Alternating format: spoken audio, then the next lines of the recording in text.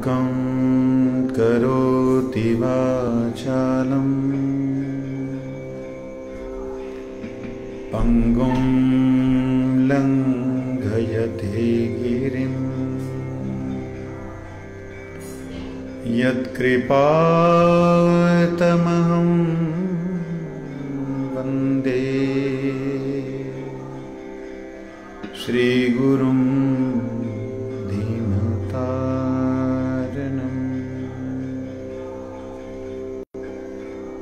कृपया क्षमताम् अपराधीजनम्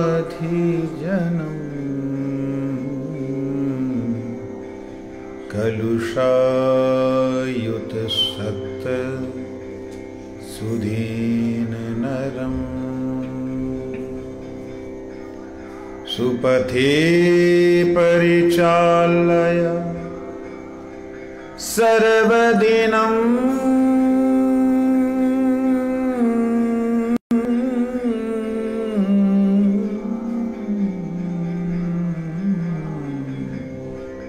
प्रणमामि च माधवदेवपदम्।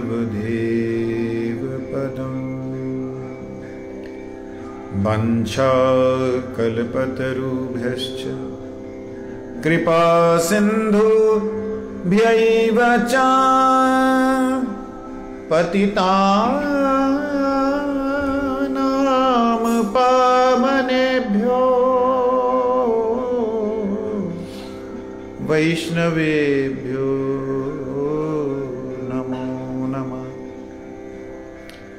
नमो महावदन्याय कृष्ण प्रेम प्रदायते कृष्णाय कृष्ण चैतन्य नामिने गौरत्विषे नमः। तप्त कांचन गौरांगी राधे वृंदावनेश्वरी वृषभानुसुते प्रणमामि हरिप्रिये।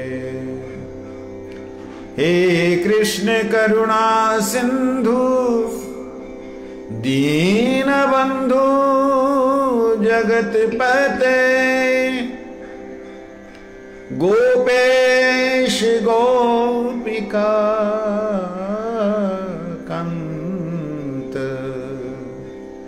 राधा कांत नमस्तुते।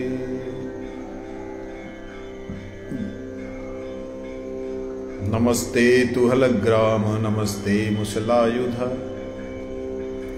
नमस्ते रेवती कांत नमस्ते भक्त वत्सल नमस्ते बलिनाम श्रेष्ठ नमस्ते धरणीधर प्रलंबारे नमस्ते तु त्राहि मां कृष्ण पूर्वज। वृंदायै तुलसी दिव्यै प्रियायै केशवस्य च कृष्ण भक्ति प्रदे देवी सत्यवत्यै नमो नमः। श्री कृष्ण चैतन्य प्रभु नित्यानंद श्री अद्वैत गदाधर श्रीवासादि गौर भक्त वृंद। हरे कृष्णा कृष्ण कृष्ण हरे हरे हरे राम राम राम हरे हरे। भूमस्वखलितपादानां भूमिरेव यवलम्बनं त्वय्यजातयपराधानां त्वमैव शरणं प्रभु त्वमैव शरणं प्रभु त्वमैव शरणं प्रभु। सबसे पहले परम आराध्यतम पतित पावन परम करुणामय श्री गुरुदेव के श्री चरणों में साष्टांग दंडवत प्रणाम करते हुए उनकी अहेतु की कृपा की अभिलाषा करता हूँ।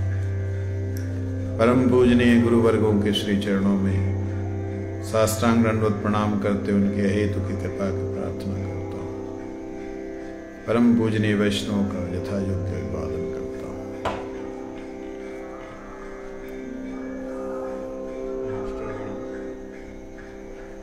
प्रभुपाद जी के जो पार्षद है उनका ऊपर ग्रंथ है, नीचे रेड कलर का जो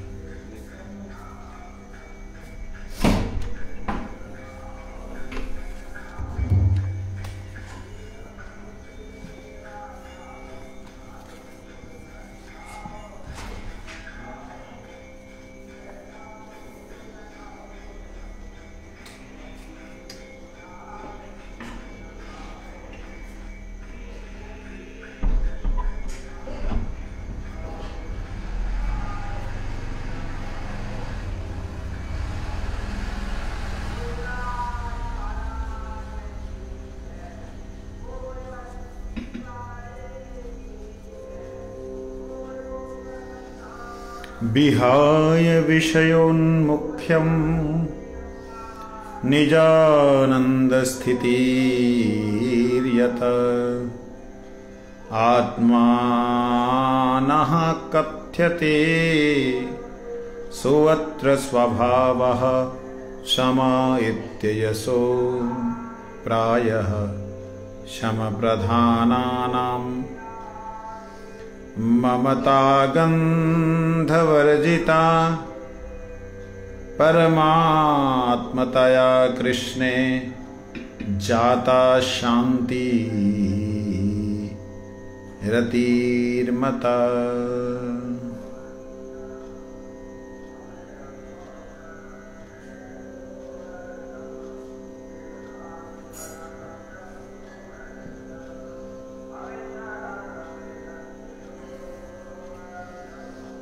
यहाँ पर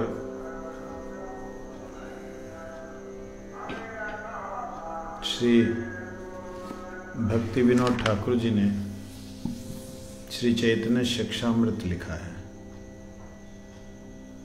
जिसमें 12 रसों की बात हुई है। शांत, दास्य, साख्य, वात्सल्य और मधुर स्वभाव, ये अपने भाव हैं, अर्थात आत्मा के स्वभाव है, आत्मा की वृत्ति है, आत्मा की प्रवृत्ति है। आत्मा इन्हीं में से किसी एक भाव में प्रवृत्त होती है, जुड़ती है। किन में से?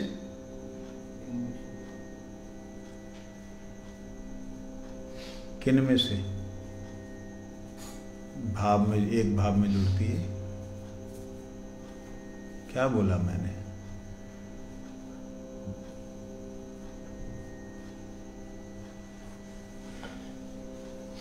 ठीक है ना?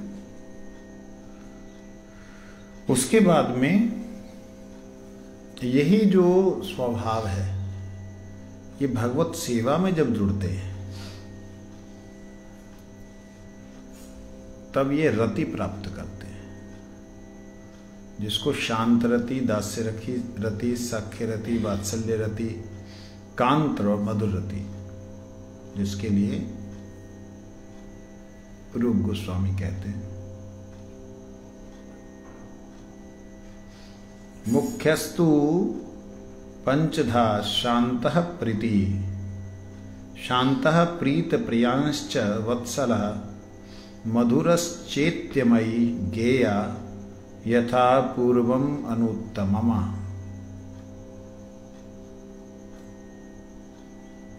ये रति है। इनके अंदर में 6 प्रकार की और गौण सामग्री होती है इन रसों का वर्धन करने के लिए। भगवान के प्रति जो दास्य, साख्य, वात्सल्य, मधुर है, इसमें 6 प्रकार का और रसों का मिश्रण होता है।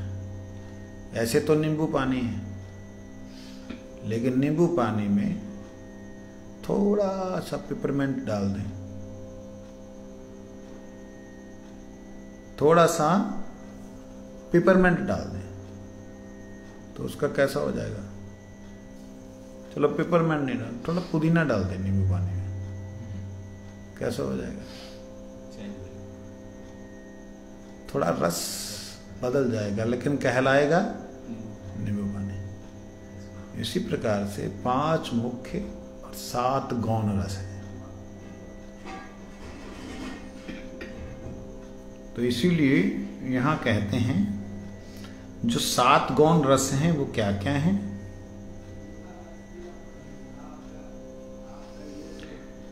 विभावोत्कर्षजो भाव विशेषो य अनुगृह्यते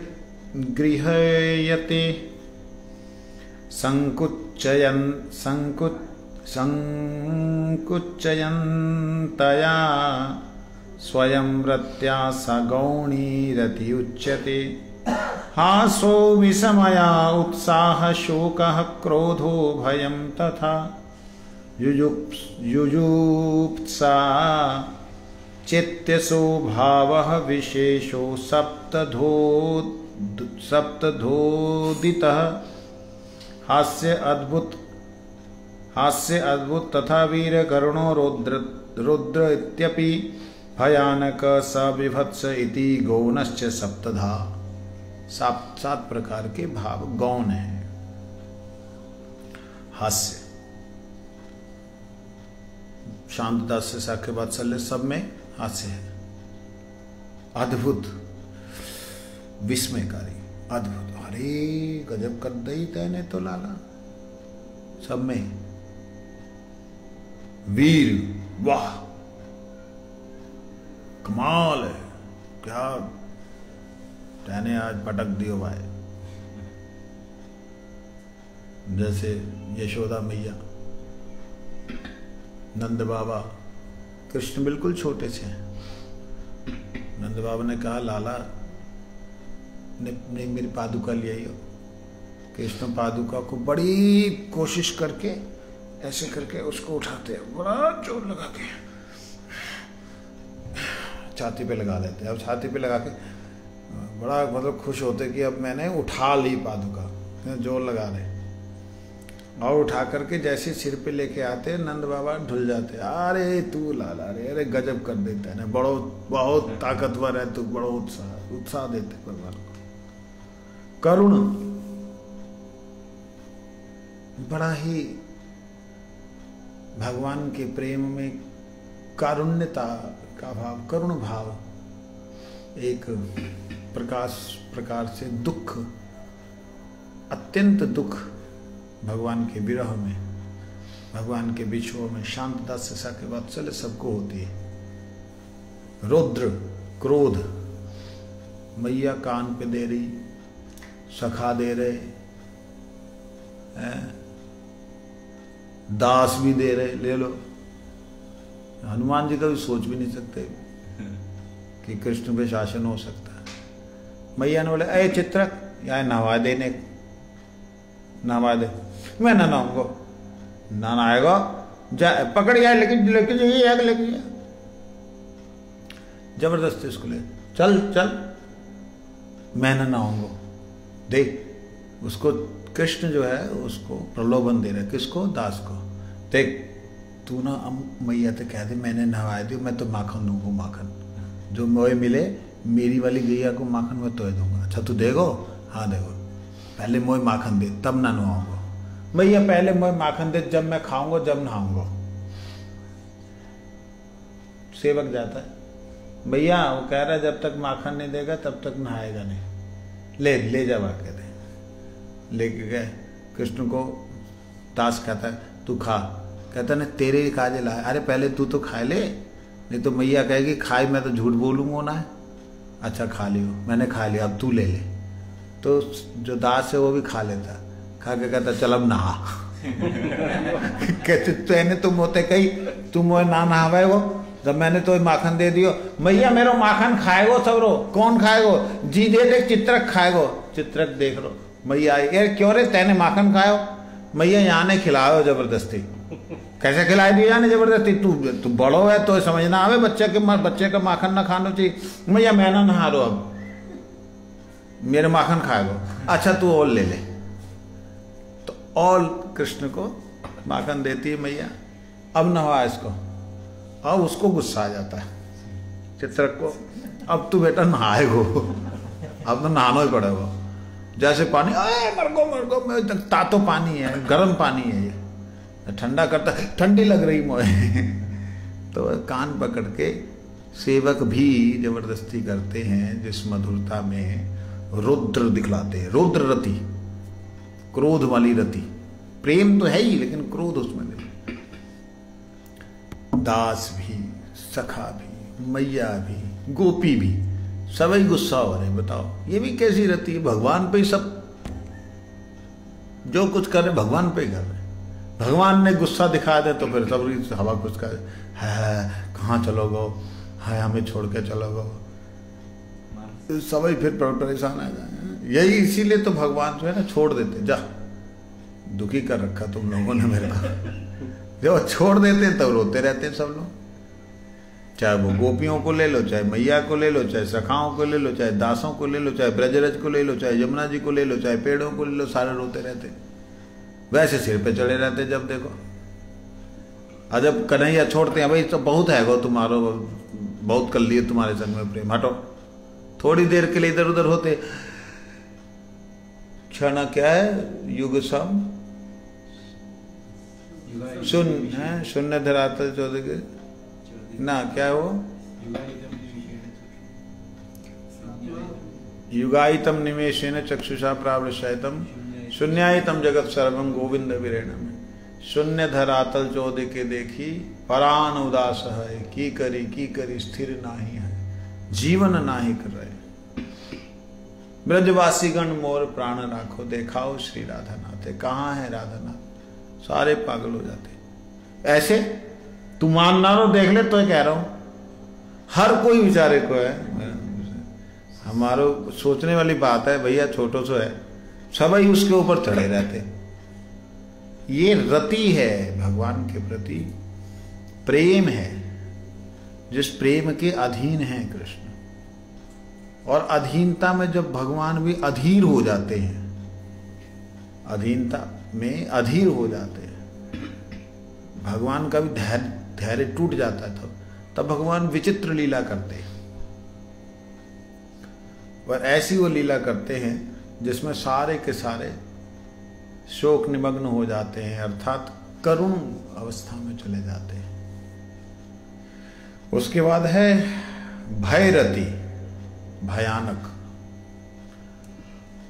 ये भी ब्रज में भी है। ये ऐसा नहीं है कि उसकी को भयानक दिखलाया भगवान ने। जो वहां के थे ना, कंस के जो दो पहलवान थे, चाणूर मुष्टिक चाणूर, कोई दोनों को भयानक रूप दिखाया ऐसा नहीं, विभत्स रूप उन्हीं को दिखाया ऐसा नहीं। ब्रज में भी है ऐसा। भगवान भय से, भय दिखला करके गोपियां उनसे प्रेम करती। लाला देख ले, अब तू मोए आके अगर ना चूमेगो ना, देख लियो मैं मैया ते कह दूंगी, तू जो है आए के कैसे कैसे तैने उत्पात किए, तैने मेरे लत्ता जो है कपड़ा तो बंदरन को दे दिए, अब तू ना मोए चूमेगो ना तो देखियो मैं कहूंगी तेरी अम्मा। हम कृष्णा के चूमते भय रति, भगवान को भय दिखा के उनसे रति रखते हैं। क्या क्या लीला है, कहां वो तक बोलेंगे। विभत्स, जुगुप्सा रति। ये विभत्स जो है, ये जब कोई असुर आ जाता है ब्रज के अंदर, तो ये बड़ी विभत्स रति है। सब लोग भयभीत और अलग तरीके से, हाय क्या आ गया, मेरो लाल कहाँ गो, कहाँ गो। इसमें भी कृष्ण के प्रति रति। मतलब कहने का ये कि पांचों मुख्य रस, सातों गौण रसों के साथ में 12 रसों से भगवान की उपासना करते हैं। ये रति केवल मात्र गोलोक धाम वृंदावन में ही है, बाकी जगह है, ऐसा नहीं है कि नहीं है, लेकिन वहां पे छाया स्वरूप से। छाया स्वरूप का मतलब जैसे, छाया स्वरूप का मतलब जैसे कोई मूवी बनती है, मूवी बनने के बाद जो हमारे सामने आती तो हम लोग आश्चर्यचकित होते हैं, उसमें करुण होता, भाव, ये सब कुछ होता ना, नाटक नोटक सब, रोना धोना, गाने गुने सुन करके जैसे होता है। तो वो रेडीमेड आया, लेकिन जो रेडीमेड नहीं आता, रॉ मटेरियल होता है। सर यहां से आपने हाथ उठाना है सर, वो बोल रहा है डायरेक्टर, कितना, इतना नहीं सर, और थोड़ा, तो वहां पे कोई रस नहीं दिखलाई देता। बात समझ रहे हैं? वहां कोई रस नहीं दिखलाई देता।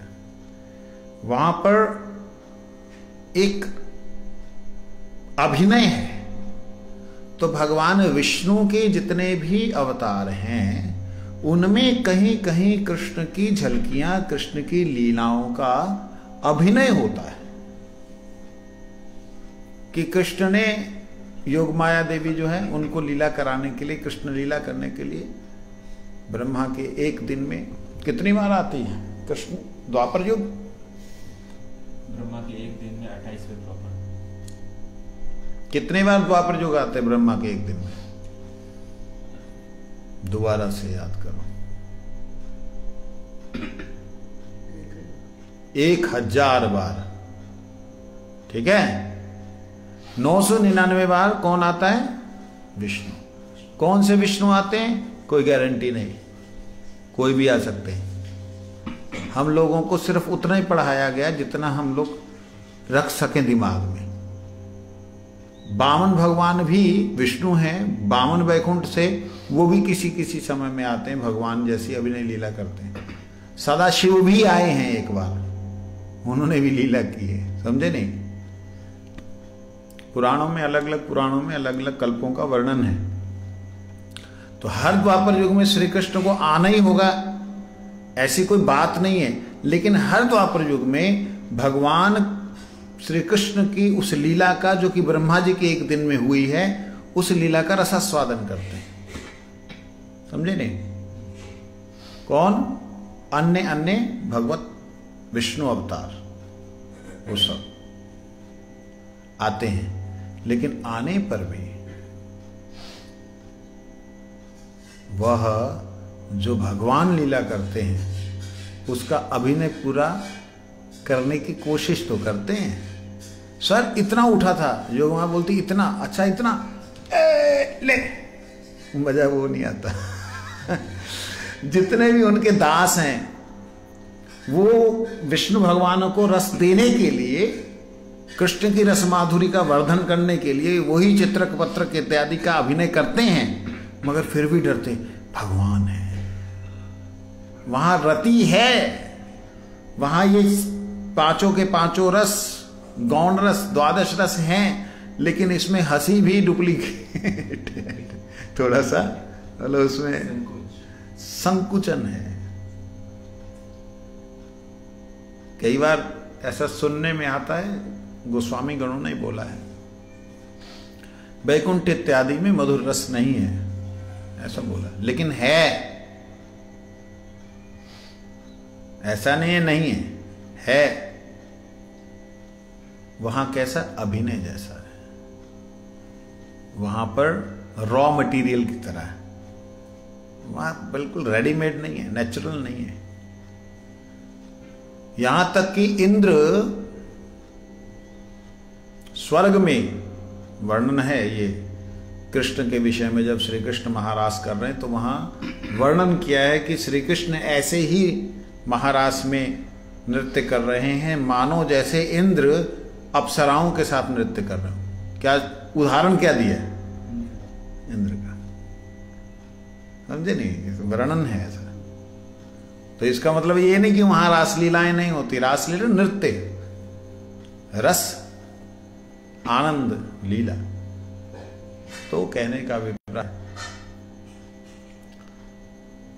आप देखो भगवान कृष्ण नहीं है तो भी ये जो ब्रजवासी रासलीला नहीं करते, डांडिया तो करते हैं, इसके अलावा रासलीला तो घर घर हो रही, जो ब्रजवासी लोग बन बन के रासलीला करने जाते गांव गांव, होता नहीं? अभिनय कर रहे हैं ना, क्या कृष्ण की तरह कर सकते? जब एक मनुष्य करने की कोशिश करता है, देवता बन करने की कोशिश करते हैं, भगवान क्यों नहीं करेंगे विष्णु? उनको हमने लगा दिया नहीं ये नहीं कर सकते, ये गलत है।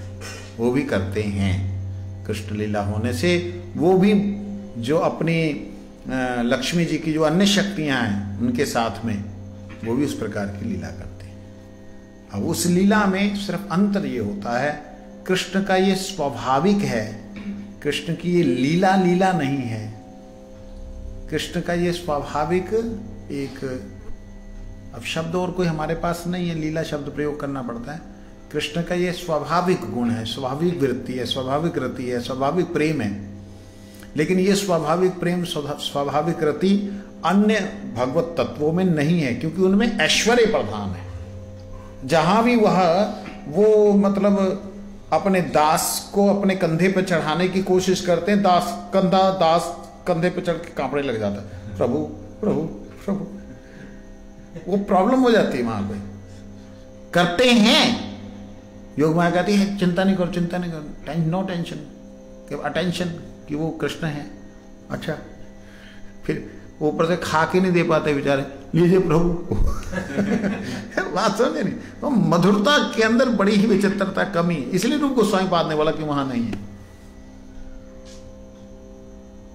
ऐसे नहीं बोल दिया हमारे गुरुजनों ने, इसलिए बोला क्योंकि मेरे को किसी ने प्रश्न किया था रामानुज संप्रदाय से कि नारायण ने भी तो रास रची है, नारायण ने रास रची, तो उनका कहना था कि कृष्ण के रूप में। मैंने कहा हाँ, नारायण ने कृष्ण के रूप में रास रची। तो कहते फिर आप कृष्ण को ही श्रेष्ठ क्यों बोलते हो? कृष्ण ही सर्वेश्वर ईश्वर है, ऐसा आप बोलते हो। मैंने बोला कृष्ण वो तो है, उनको बोलने की जरूरत क्या, वो तो है। तो कहते लेकिन फिर मतलब नारायण ही तो कृष्ण है। तो हाँ है, तो क्या कहना क्या चाहते हैं? कहते वो तो आप लोग बोलते हो आधा रस है, अधूरा रस है, वो तो एक तत्व है। देखिए तत्व एक होने पर भी, तत्व एक होने पर भी नारायण स्वयं जब श्री कृष्ण आते हैं गर्ग संहिता के अनुसार क्यों उनमें प्रवेश कर जाते हैं बताओ? जब श्री कृष्ण आते हैं गोलोक धाम से,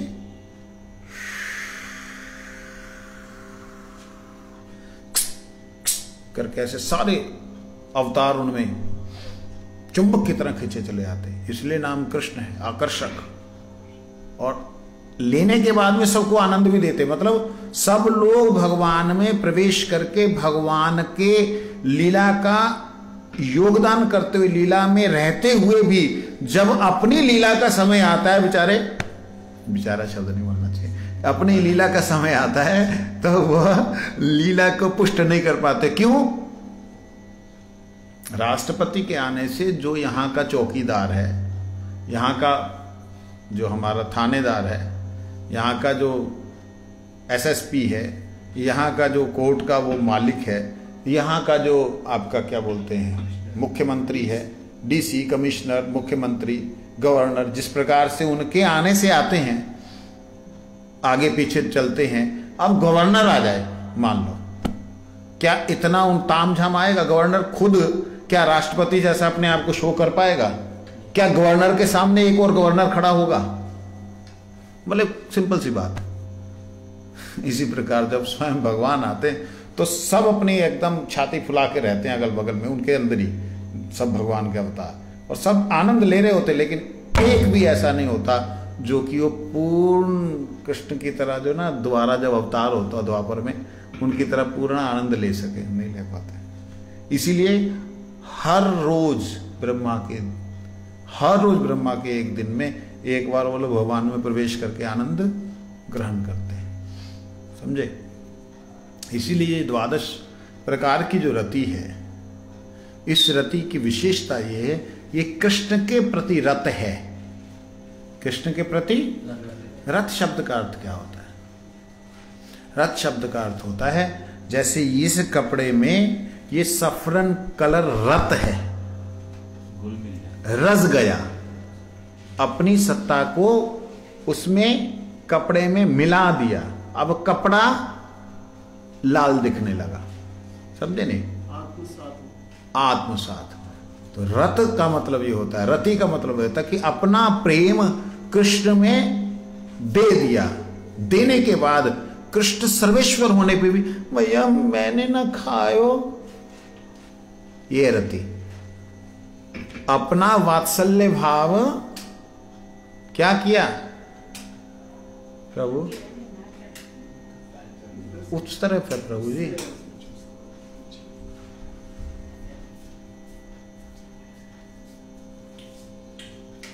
तो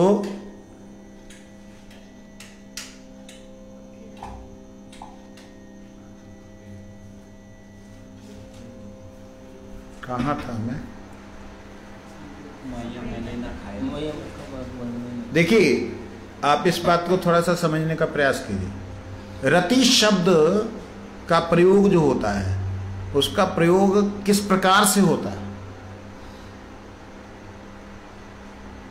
रति शब्द का प्रयोग कैसे होता है? रति मतलब रच जाना, रत हो जाना, अपने आप की सत्ता को विलीन कर देना। ध्यान दीजिए शब्दों का प्रयोग मैं कर रहा हूं।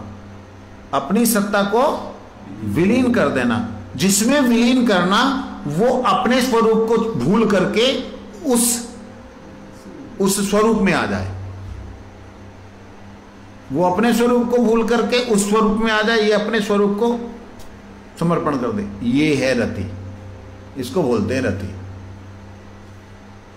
समझ आई कुछ? तुम्हें समझ आया? समझाओ चलो।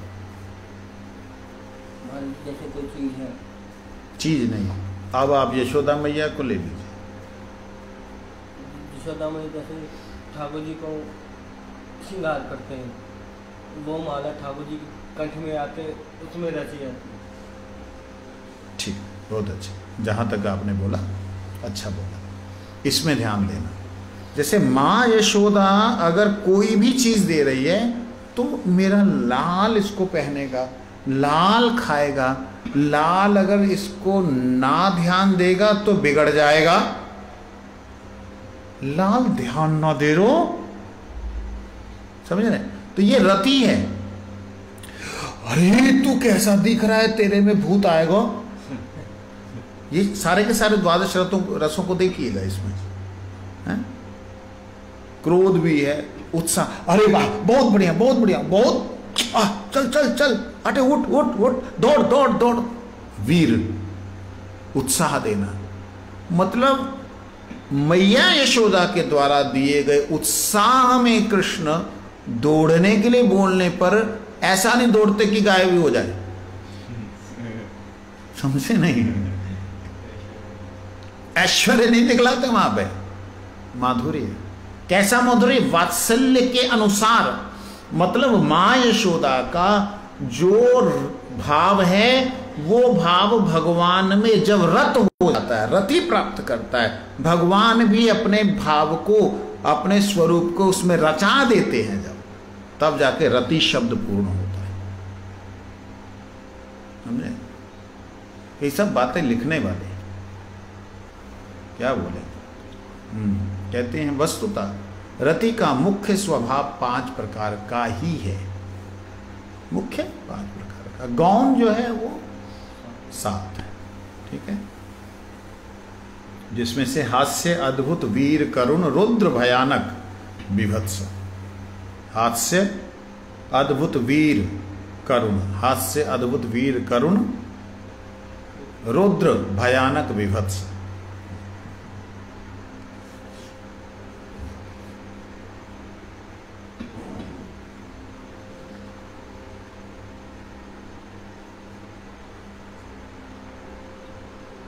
यहाँ पर इसको थोड़ा खोल रहे हैं।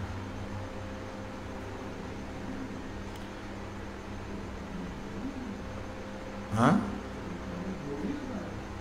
पता ही नहीं है वो, घंटे तो 2 घंटे हो गए उसको देखना। ये उसके अंदर थोड़ी सी लीला है, वो जिधर जाता है ना उधर बाकी काम गायब हो जाता है। देख उधर अंदर, देख अंदर, देख क्या हो रहा है प्रभु? कहाँ हो? पागल हो क्या?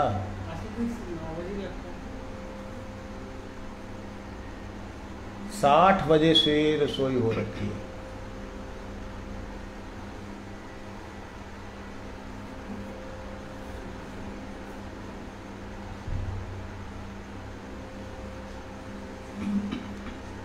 तो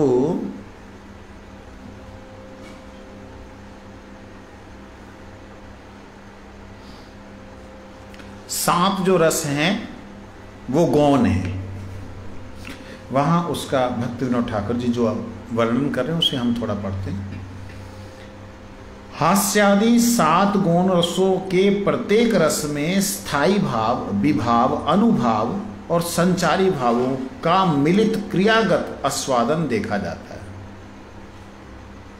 स्थायी भाव 7 गौण रसों के प्रत्येक रस में स्थायी भाव, विभाव, विरुद्ध भाव, अनुभाव, अनुसार भाव और संचारी भाव, किसी के द्वारा आया हुआ भाव मिलित होकर के वो क्रिया के रूप में देखा जाता है। ठीक है, एक तो स्थायी भाव, मान लो हास्य, हंस रहे हैं, ये स्थायी भाव है, हास्य भाव का, हास्य रस का।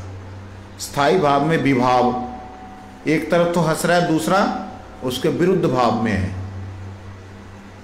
हंस रहा है, दूसरा मेरे पे हंस रहा हो, हंसी तो आ रही है सामने वाले को, मुंह पे ही हंस रहा हो। विभाव, अनुभाव उसके अनुगत में जो हंसी को पैदा करने वाला है उसकी हंसी दूसरे को देख करके हंसी का भाव उत्पन्न करने वाला है, वो स्थायी भाव, मतलब वो हास्य रस है, प्योर। विभाव, मोई पे हंस रहो, विभाव। अनुभाव, उस भाव में, मतलब उस हास्य में जो जो उसके अनुगत सारे के सारे लोग हैं वो भी हंस रहे हैं, हाँ, तो ही पे हंस लो, तो ही पे हंस लो, तो ही। फिर संचारी भाव, मतलब एक ही भाव के अंदर संचार का संचारी भाव, ऐसे ना हंसें, अच्छा अच्छा ठीक है, माफ कर दे मुझे, ये संचारी भाव, मतलब दूसरा संचार हुआ भाव। समझ लगी?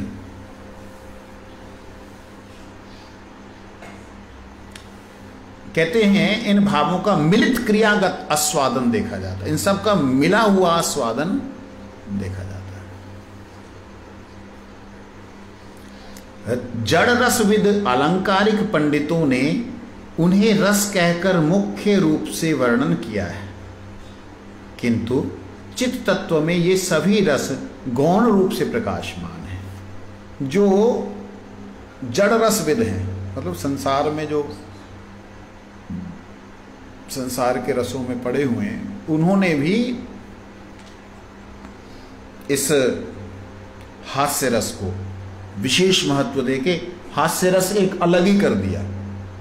जैसे कैसे अलग कर दिया? भगवान को हंसाने के लिए भांड होते ना, भांड, वो ढांढी ढांढन क्या बोलते हैं उसको, वो जो आते हैं मांगने के लिए आते हैं ना, ढांढी ढांढन बोलते हैं उसको। जैसे कोई भी घर में उत्सव महोत्सव होता है तो नाचने के लिए आ जाते हैं, हिजड़े नहीं, वो किन्नर तो अलग ही हो गए, ब्याह शादी में आते हैं वो नाचने, मतलब वो पति पत्नी ही होते हैं, ढांढी ढांढन बोलते हैं हमारे यहाँ अपने ब्रज में, वो आ गए। ऐसे करके वो हास्य रस का एक अलग ही उनका वो है हंसाने का।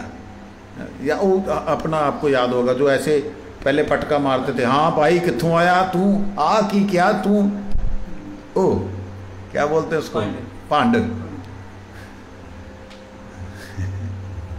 और ढांढी ढांढन। इस प्रकार से ध्यान दीजिएगा, जड़ रसविद अलंकारिक पंडितों ने इन्हें, ये जो 7 रस हैं, उन्हें रस कहकर मुख्य रस के रूप में वर्णन किया है। लेकिन जो चिद तत्व में जिनका अनुभव है, जो भगवान का जिन्हें अनुभव है, जो चिद तत्व में प्रतिष्ठित है, भगवान में जिनका प्रतिष्ठा है, वो लोग इसको गौण कहते हैं। ये साइड बाय साइड है, मुख्य तो 5 ही हैं। अब उन्होंने कैसे कह दिया? अब वो ढांढी ढांडन है, जहाँ जो भी है नचाने के लिए, हंसाने के लिए, कृष्ण के साथ में आनंद ले रहे, उन्होंने जो बोला उनको इन्होंने कैसे ले लिया? हमारे रूप गोस्वामी इत्यादि ने इन्होंने गौण में कैसे ले लिया? क्या उनका कोई मुख्य रस नहीं है? उनका मुख्य रस है, दास्यता उनके अंदर है ही है। वो कृष्ण को हंसा रहे हैं तो दास्य भाव उनमें है ही है, ये मुख्य रस उनमें है ही है। समझे नहीं? और उसके अंदर उनका अनुभाव, जो हंसाने का, खेल करने का जो है, वो जो भाव है वो है ही है, संचारी भाव वो है ही है, लेकिन मुख्य रूप से उनके अंदर दास्यता है ही है। दास्यता सब में ही मुख्य रूप से है, ये बात समझने वाली। तो पंडित लोगों ने जो कहा था उसको भक्तिविनोद ठाकुर जी कहते हैं। चिद तत्व के जो ज्ञाता हैं, जानकार हैं, वह मुख्य रूप से उसको वर्णन नहीं करते। कहते जड़ तत्व में उनकी प्रमुखता रहना स्वाभाविक है। संसार में इसको प्रमुख माना जा सकता है। किसको? अद्भुत विस्मयकारी जादूगर को। वाह, इसका अलग ही चमत्कार है। वीर पहलवानों का रस, इसको मुख्य माना जा सकता है संसार के अंदर, किंतु नित्य धाम में यह मुख्य नहीं। श्री भक्ति रसामृत सिंधु ग्रंथ के दक्षिण और उत्तर विभाग में उनकी स्थिति और क्रिया की प्रचुर रूप से पर्यालोचना की गई है। भक्ति रसामृत सिंधु में दक्षिण और उत्तर विभाग में, पूर्वोत्तर, दक्षिण उत्तर, पूर्व मतलब पहले, उत्तर मतलब आखिर, और दक्षिण मतलब बीच में, और उत्तर मतलब आखिर में। पूर्वोत्तर मतलब पूर्व और आखिर, इसमें पश्चिम नहीं होता। और दक्षिण मतलब बीच में और आखिर में। भक्ति रसामृत सिंधु के बीच और आखिरी विभाग में उनकी स्थिति और क्रिया की प्रचुर रूप से आलोचना हुई। किनकी स्थिति और क्रिया की? 7 गौण रसों। कृष्ण भक्ति रस में उक्त 7 प्रकार के गौण रस भी उपादेय हैं। कृष्ण भक्ति रस में जो ये 7 रसों का वर्णन है, ये भी उपादेय हैं, अर्थात ये भी हमको परम आनंद अर्थात परम रस अर्थात हमारा परम प्राप्ति का एक साधन है। इसका भी ऐसा नहीं कि हाँ, क्योंकि वे कृष्ण लीला रस को पुष्ट करते हैं। कृष्ण लीला रस को पूर्ण नहीं, पुष्ट करते हैं। व्यभिचारी या संचारी भावों के अंतर्गत ही कृष्ण भक्ति रस में हास्य आदि 7 रसों की गणना की गई है। व्यभिचारी या संचारी,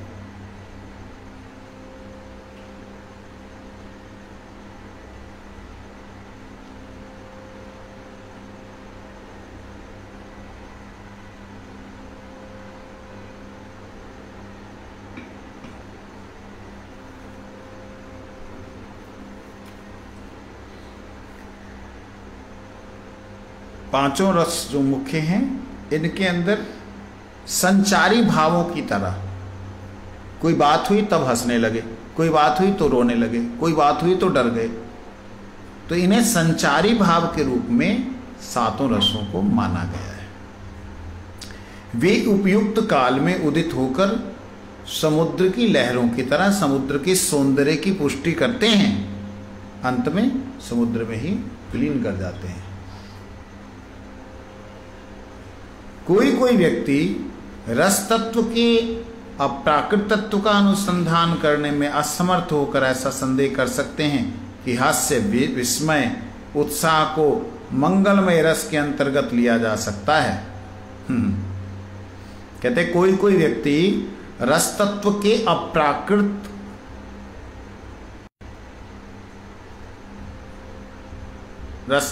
अप्राकृतत्व का अनुसंधान करने में असमर्थ होकर ऐसा संदेह कर सकते हैं कि हास्य, विस्मय और उत्साह को मंगलमय रसों के अंतर्गत लिया जा सकता है, किंतु शोक, क्रोध, भय, घृणा ये चारों किसी प्रकार अमृत स्वरूप, अशोक स्वरूप, अभय स्वरूप, अक्षोभ स्वरूप रस के अंतर्गत स्थिति प्राप्त कैसे कर सकते हैं। आशंका यह होती है कि उन्हें स्थान देकर रस को क्या प्राकृत जड़मय तो नहीं बनाया जा रहा है। उसका उत्तर यही है कि परमानंद में अप्राकृत रस तत्व में वैचित्री होने पर ये सभी प्रक्रियाएं आनंद मूलक हैं, जड़ दुख मूलक नहीं। महाशक्ति विलासात्मा भावो अचिंत्य स्वरूप भाक रत्याख्य इत्ययं युक्तो नहीं तर्केन बाधितुम भारताद्यौक्तिरेषा ही प्राक्तन रैप्य उदाहरिता। लीजिए, ये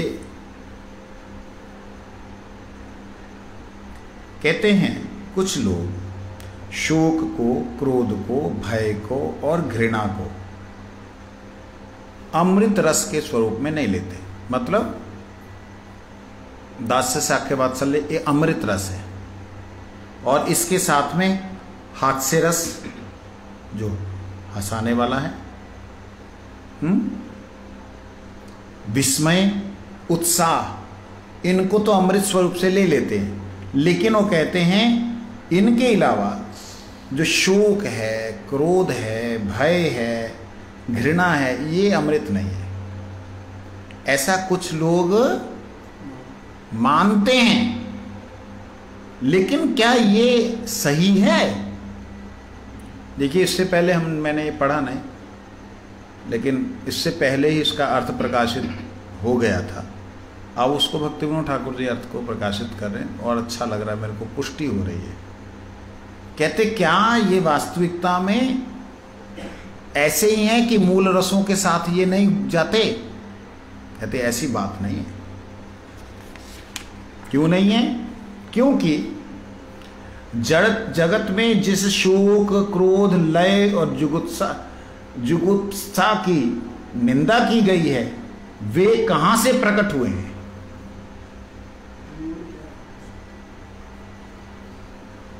जड़ जगत की अपनी स्वतंत्र सत्ता नहीं है। यह चित्त जगत का हेय प्रतिफलन मात्र है। मतलब अमृतत्व में, अमरता में, चिन्मयता में ये शोक, क्रोध इत्यादि कहां से हो सकता है? नहीं हो सकता। कहते फिर ये आया कहां से? संसार में कहां से आया? अगर ये हो नहीं सकता, इसका मूल रूप से कहीं नहीं है, तो फिर ये कहां से आया? कहते ये उस जगत का छाया स्वरूप है। क्या? ये जगत छाया स्वरूप है। इसीलिए यहां पे जो दिखलाई देता है, हे दिखलाई देता है। ना ये सब काम, क्रोध, लोभ, मोह, ये सब बीच में नहीं होना चाहिए। ये सब भजन में बाधा है। काम, क्रोध, लोभ, मोह, मद, मात्सर्य, ये सब सबको भगाओ, हटाओ। जब ये रहेगा भजन नहीं होगा। और वैष्णव क्या बोलते? काम नहीं होगा, काम कृष्ण कर्मार्पणे, क्रोध भक्त देश जने, लोभ साधु संगे हरि कथा, ये सारे का सारा नहीं होगा।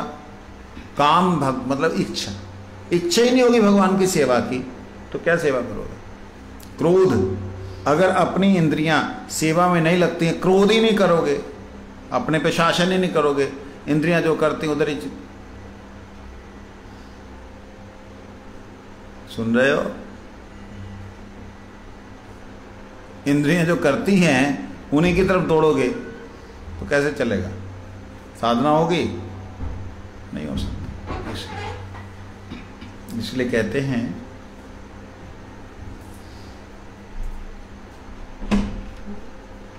इस संसार में ये काम, क्रोध, लोभ, मोह, मद, मात्सर्य जो निंदनीय हैं वास्तविकता में, वो उस जगत का सुंदर जो स्वरूप है उसका प्रतिफलन है, उसका विपरीत प्रतिफलन है, उसका हेय प्रतिफलन है। जैसे एक व्यक्ति चल रहा है लेकिन उसकी छाया,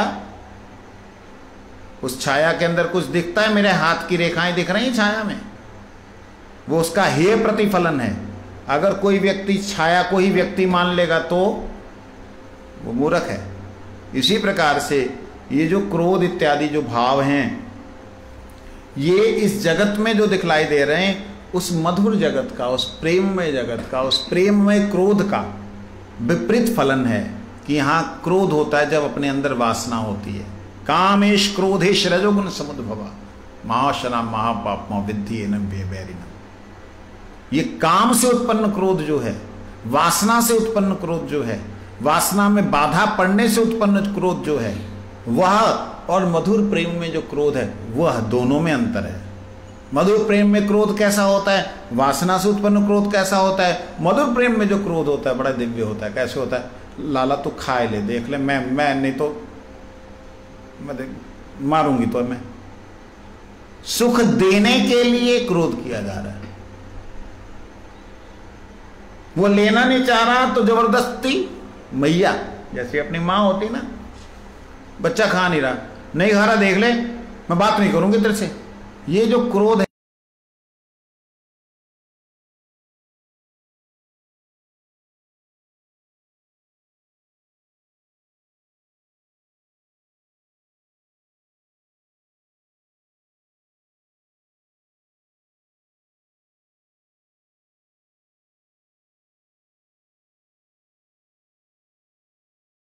वे सभी ही यहां अमंगल रूप से प्रतिफलित हो रहे हैं। जो जो धर्म वहां आश्रय रूप से नित्य मंगल विधान कर रहा है, उस धर्म का प्रतिफलन यहां पुण्य रूप से परिज्ञात हो रहा है। वाह! जो जो धर्म अर्थात जो जो स्वभाव भगवान के धाम में आश्रय रूप में नित्य मंगल विधान कर रहा है। नित्य मंगल विधान मतलब वहां भक्तों का आनंद वर्धन कर रहा है, मंगल विधान कर रहा है। वो धर्म, वो स्वभाव यहां पर पुण्य के रूप में परिज्ञात है, पुण्य के रूप में जाना जाता है। आगे का कल कुछ श्रवण करेंगे। वंश वैष्णव।